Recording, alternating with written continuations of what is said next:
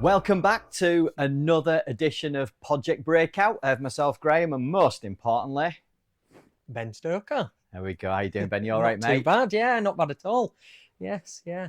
Back from a break over Christmas? Back for a little break. Yeah, you never really stop in escape rooms. It's to be fair, Christmas, New Year, one of the busiest periods. So I had Christmas. Well, I worked till sort of quite late Christmas Eve, and then I had Christmas Day off, Boxing Day, back into it. And that's the life of an owner-operator, isn't it? Exactly, yeah. So that's why we've had a little extended break from the podcast, but we're back at it now, and we're taking you through the rest of the year. New edition every month, covering everything about escape rooms, ours, everyone else's, things that are bigger than escape rooms, and whole town experiences, as we discussed before.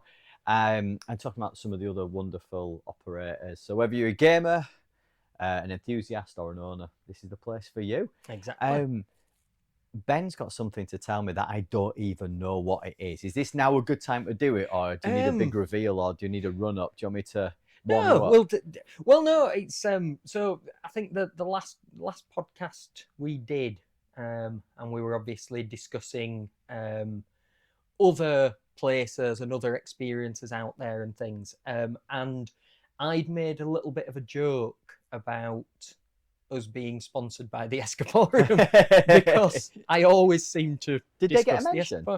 They get a mention, yeah, now and again. Every 5-10 seconds. They get a little mention. We love everyone else. We do from all the tags and stuff on our posts. We do love everyone else, but for some reason, the Escaporium always seem to crop up in our conversations. Now, some of the Yorkshire owners, so there's a little group of Yorkshire owners, and we all have really good relationships with each other. You know, we go and play each other's games and things. You know, and we do meet up regularly, or we do chat together. So the last couple of years, we've done a sort of an annual meet-up after Christmas, because, as I say, Christmas and New Year is such a busy period for us. So we don't get a chance really to celebrate over Christmas. Yeah. So we always have a bit of a meet-up. Nice. Anyway, the first year we did it, I think there were 11 of us turned up. We just went for a meal and some drinks. Last year there were a few more people came along, a couple of not just the owners, but some of our members of staff, a couple of enthusiasts and things. And off the back of that, we had a bit of interest from people saying that, you know, they quite fancied meeting up with us. Yeah. So this year we actually organised a full event over in Leeds. So just the Monday just gone, we met up, and I think final count, I think there were nearly 40 people there. Sort of a mixture of owners, enthusiasts, bloggers, members of staff. Fantastic. And it was brilliant. We had a really, really good night, but as part of that conversation, we were discussing new games, new rooms, whether anybody had any sort of interesting information. And I managed to find out the Escaporium, who I go on and on about all the time, are about to open a second site over in Liverpool. So they will be opening, the Escaporium Liverpool. But more exciting than that, again, one of the people that I mention from time to time is a lady called Amy Duggan. Yeah. Who has... Can we say she's a friend of the show now? She is a friend of the show, yeah, and she's actually going to be coming on the show very shortly. I'm going to say, is it a one-way friendship? Like, she will be coming on the show. We're gonna have a chat with her. Anyway, she currently has her own escape room company called Wirral Escape Rooms. Yep.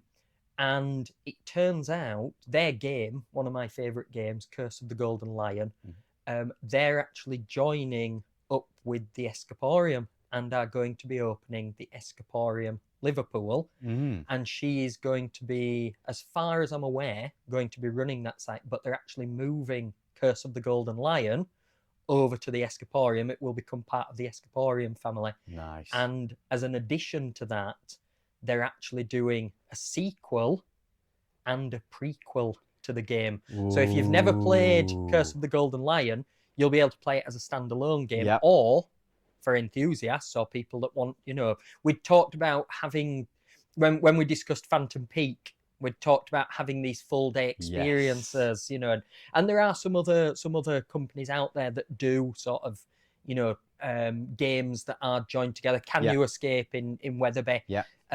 They do a similar in the concept. roundabout? Yes, they do a very similar concept. So you can play all their games. Oh, it's fantastic. Bob, who owns them, is what a star. He was at SLERP. Right. He's Hi, Bob. So yeah, we had a bit of a laugh. But his games you can play as a standalone game, or you can play them sort of in conjunction with each other. So the idea will be that Curse of the Golden Lion will stay as you can play it just as a standalone game, or you can play all three back to back. And as it kind a of much chimes longer... with the previous podcast when we talked about, will there ever come a day when a Hollywood movie is made of a original storyline from an escape room? Yeah. Sorry. So this is sort of taking that concept, I suppose, of a brilliant storyline, but actually tying in, okay, this is what happens when you get into that particular escape room, but what led up to that and what happens after that. You know, so it's so I'm really excited about that. That's One, cool. Because I love the Escaparium. I know any game they build is going to be brilliant. Yeah. Curse of the Golden Lion, one of my favorite games anyway, so it's, you know, another opportunity to play that again. And the fact that Amy coming on board with the Escaparium is you know, a massive coup for them. And what's the timeline for that? Have they announced anything? I don't know. I have been told that I am allowed to talk about it. So we're not yet. So we're not yet. I'm not giving any spoilers as such. It's, as far as I'm aware, I think they have the premises already sorted out. I think they may even be starting the build. And as I say, because Amy's based up there, she's going to be running things. She's going to be part of that team now, which just, I think, is going to be really exciting for all of them. Brilliant. So I had to give a shout out, because the moment I heard that on Monday, I've been so excited about it. Right, it's what we're here for. Well, exactly, and, you know, yes. That's, you know, to talk about and celebrate these amazing things that are happening, and that is awesome. You know, two different businesses and experts coming together, moving stuff about, opening new sites. Exactly, yeah. But I knew you'd find it very amusing, because of the fact that we do make this joke about us being sponsored by the Escaparium. And I can assure you it's not the case. I just can't stop talking about it. It's expectation now, Ben. Yeah. You know what I mean? It just is. I mean, the T-shirt you're wearing, you know, yeah. I went to the Escaparium and all I got was this lousy T-shirt. It's particularly good. It looks like a heavyweight fruit with a loom. Absolutely, you know? So, you know, and naming your both your children's middle names. Absolutely, Escaparium, yes. Yeah, it goes on. But that's genuinely exciting news. Oh, it's brilliant news. Yeah, no, that's really good. Yeah, that's really good. I'm really excited. We talked in the last podcast about the evolution and the future of escape rooms. Yeah, and that's just such a great sequel to that one, because we're now talking about, well, actually two independent owner-operated brands and experts coming together to actually do something new, but also move things about. And, that's really powerful. Yeah, no, you know, it's it'll be good. It'll be good. I'm looking forward to hopefully getting an invite up to go and test the rooms. That's not the only reason I'm mentioning them. We'll put that in the post as well. Yeah. So you've thrown something at me that I had no idea what you were going to say, although in hindsight 100% knew what you were going to say. I was going to mention the Escaparium at some point. I'm just kidding, absolutely. Yeah. But here's a question for you. Okay.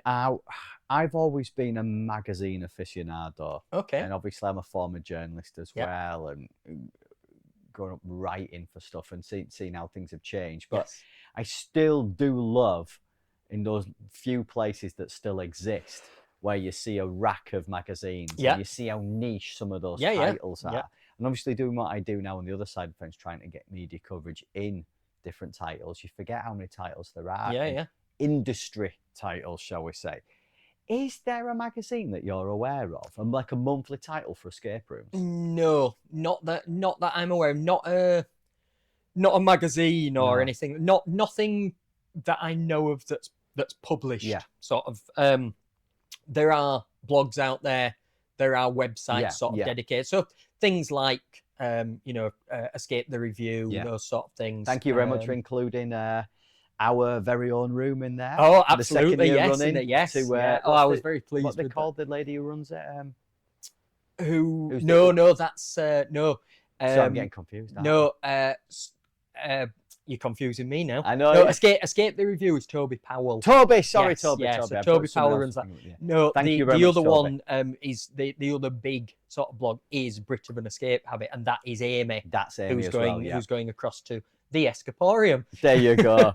So yeah, that's hers.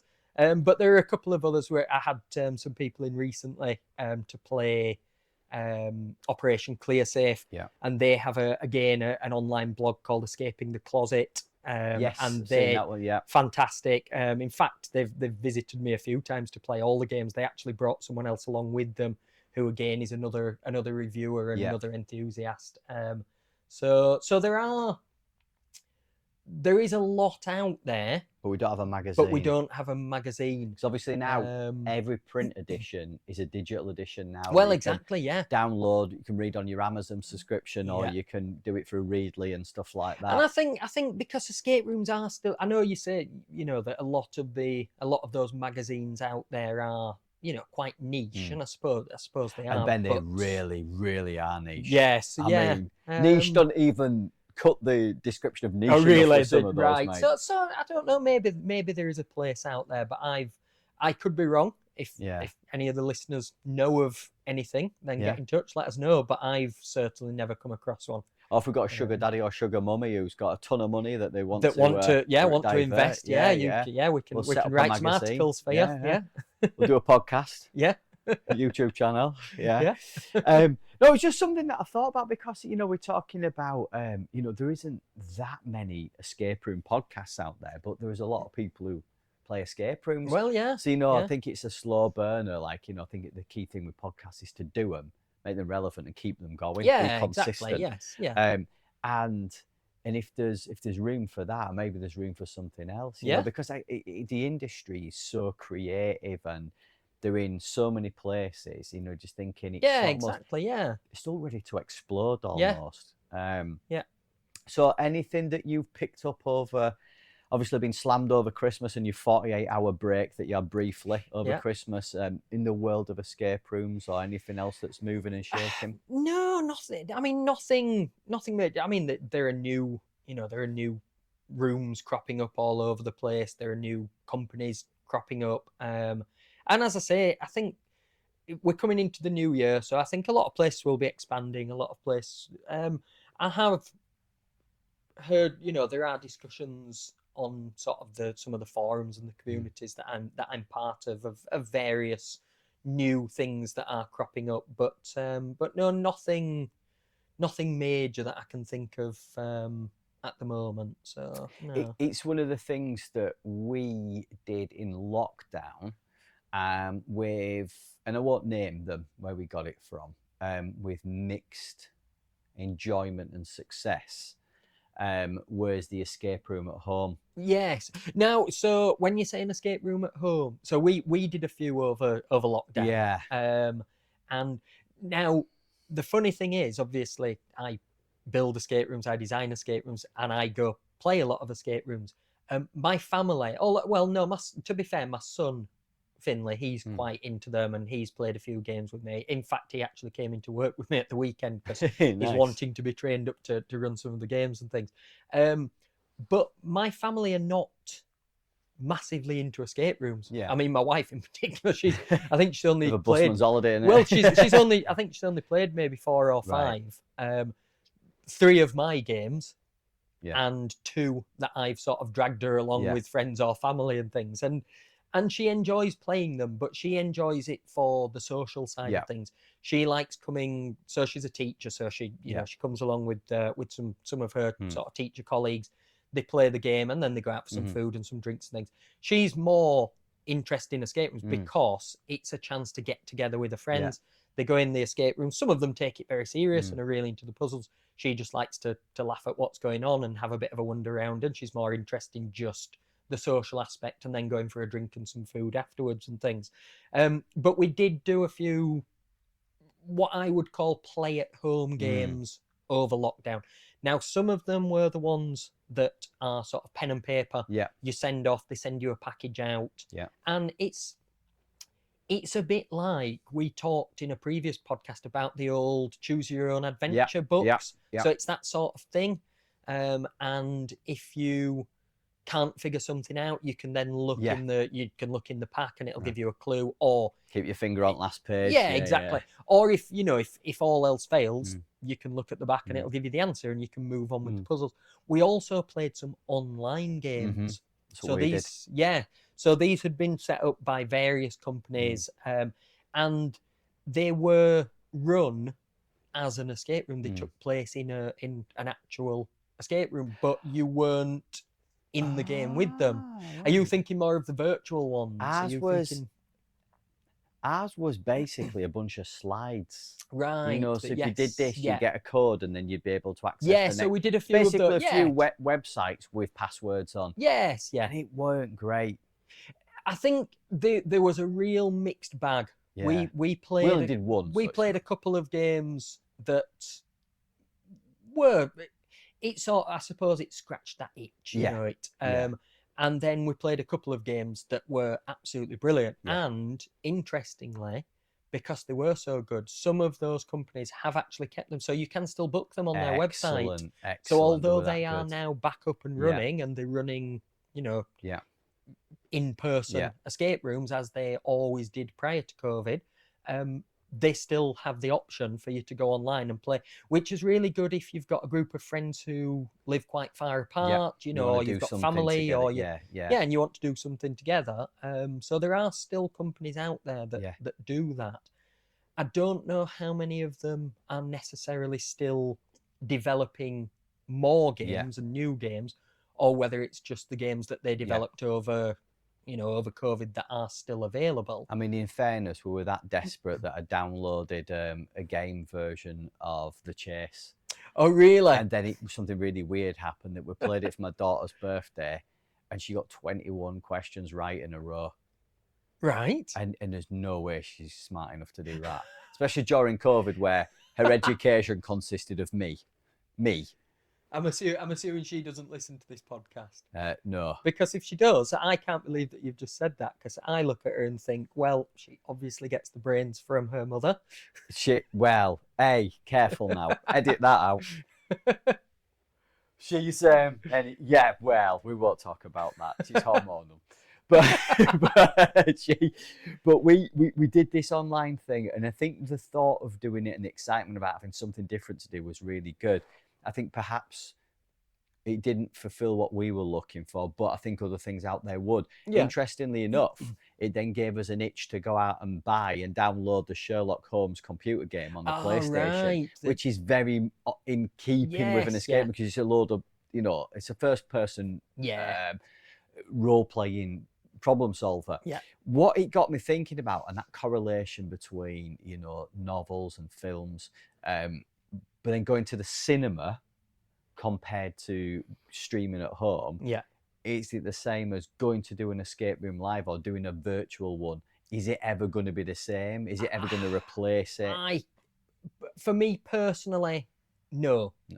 Because if you're playing, part of the reason I love playing an escape room is you are escaping into a completely new environment, a completely new world. You're exploring things first person.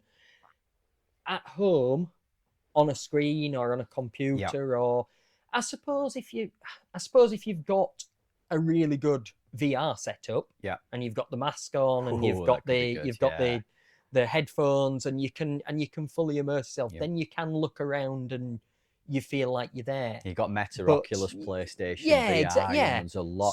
So you could really lose yourself in that side of things. That'd be a lot of tech, though, wouldn't it, to build 3D worlds? There are places out there that do it. There are escape room style games out there. Myself and one of the guys, one of the owners who I talk with quite a lot. We meet up, go for drinks and stuff together. A guy called Tom Clark, who has Stuck in the Riddle in Huddersfield, and we go to various sort of trade shows and conferences and things together. We've been to quite a few stuff together. We've played a few games together and things.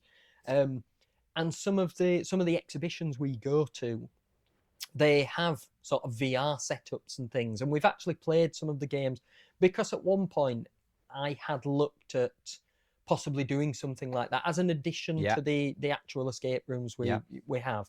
Look at actually doing a VR space and thing.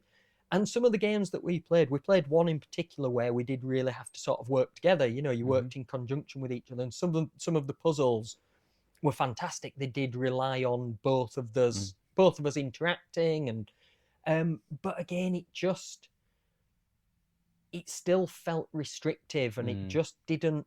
You lose that whole tactile side of things. When I'm in an escape room, I like to touch things. I like to pick things up. I like to open things. I like to, and it's that moment of whether that be removing a padlock, whether that be doing something. Padlocks. I love padlocks, and it's on back of the t-shirt. Yes, yeah. I got this t-shirt at the Escaparium, and I love padlocks. Yeah. But no, I love the whole sort of tactile side of things. Yeah. So, as I say, whether it's a padlock, whether it's a puzzle that you complete and something pops open, or something drops down, or you know that something's happened. And again, I just think you lose that with VR, or you lose that in a computer game, or you lose that on a screen. It just doesn't have the same appeal to me. Yeah. I can't speak for everyone else. You know, I mean, I wouldn't class myself as a gamer. A lot of people are gamers, and actually that may really appeal to them much more than actually being in a physical room and having to stand up and walk around. I think we might have, I'd be surprised if me and you hadn't talked about this off air a while ago. Nightmare. Oh, the TV show. Yeah, kid with the helmet on. I so wanted to be on that. I think we applied for that about 4 times, myself and a group of my friends, and we never got on it.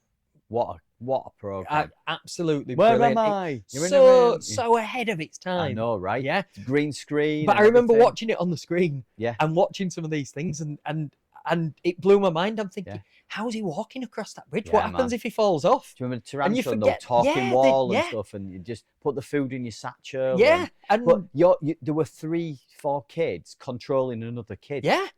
So it's like, you know, and telling it what to do, solving puzzles so ahead of its time. I mean, the jeopardy, I think that's how I got IBS, because I was a very emotional kid. Right. And I was watching it, and I was getting so tense, and I was getting stomach pains. Oh my God, if he steps left.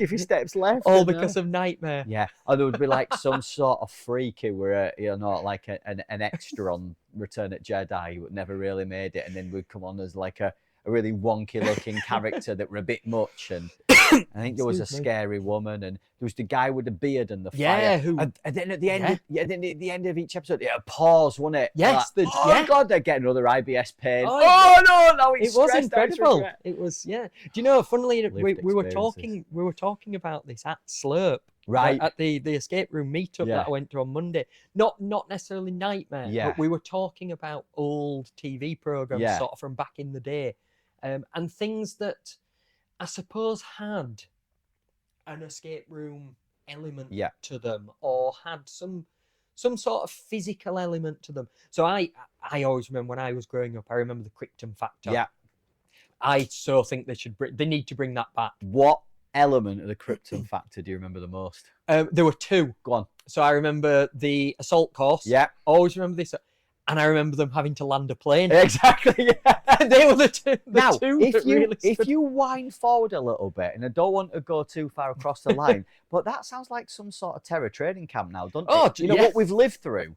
Yeah. But at the time, it was just good old Sunday night entertainment, or whenever it was, wasn't it? I loved that program. So we were on about the Krypton Factor, and that had some, but also some of the questions, as part of and they'd have sort of puzzle solving rounds. Have to put all the pieces in the right. So things like, we were also talking about You Bet. Do you remember You Bet? Jim Davidson? Was it? No, it was the guy who did. What was the one where they came out dressed as other people? Tonight, Matthew. Matthew Kelly. It was Matthew Kelly who hosted it. Yes. Wow. So You Bet. And again, we were talking about sort of. That's my dog. That's your dog. All right, dog. It's a live podcast. I was going to say, yeah, he wants to join in. Yeah. So yeah, we were talking about you bet, and we were discussing things like that. I think it all stemmed actually because somebody had mentioned about gladiators coming back. Oh yeah, it's just got and yeah. just how they've not tried to change the concept that much. Even the way the gladiators dress and stuff, you know, when you look back and it was sort of, you know, what will it have been? Early 90s gladiators, early 90s, yeah. And so they've not tried to move too far away from it. So yeah, we were discussing things like that. But yeah, with you just mentioning Nightmare, it's just another sort of little memory jogged that. Now, if we were doing this as a video podcast, which we haven't been able to do today, we could just pause it now, couldn't we? Yeah, exactly. And have a ominous, beardy voiceover, you know. From a beardy, short, fat man like me. Not fat. Okay, no, to be fair, I've lost a little bit of weight.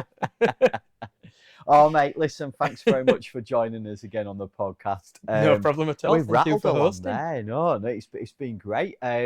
And we look forward to this year, 2024, having some guests on our upcoming podcasts as well. So yeah, absolutely. Stick with us. Remember to listen, download, like, share, all that good stuff. You can get all our podcasts from Spotify podcasts and on Google as well, and probably various other places where it lands as well, and off our website. And we put all the links on our social media. So it's facebook.com/Project Breakout, and pretty much the same on Instagram as well. Excellent. Ben, thank you very much, mate. Thank you very much. Bye for now.